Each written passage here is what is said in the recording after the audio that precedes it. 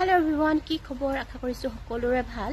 আজি বিষয় এটা লৈ অনলাইন আহিছো। বিষয়টো হৈছে সোশ্যাল মিডিয়াত এইকেইদিন যোৱা কালিৰ পৰা এটা পোষ্ট খুবেই ভাইৰেল। বিষয় এটা খুবেই ভাইৰেল হৈ আছে আৰু ভাবিলো সেই বিষয়টোক লৈ অকমান ময়ো কথা পাতো।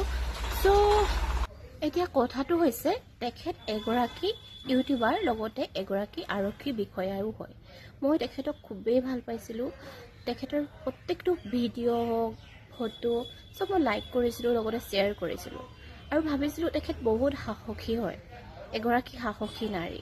কিন্তু কালিৰ পৰা যিখিনি মই পাই আছোঁ, শুনি আছোঁ, দেখি আছোঁ, তাত মই মাত নমতাকৈ থাকিবই নোৱাৰিলোঁ। আৰু এইটো জানো সঁচা হ'ব পাৰে?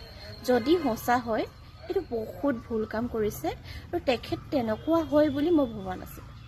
ইয়াত তেখেতৰে ভুল বুলি নহয়, সেই মানুহগৰাকীৰ হাজবেণ্ডৰো সমানেই ভুল আছে। দুয়োটাৰে সমান ভুল আছে, দুয়োটায়ো শাস্তি পাব লাগে। ইমান এজন ভাল ব্যক্তি হয়, এজন আদৰ্শ নাৰী হিচাপে তেওঁ নিজকে পৰিচয় দিছিল।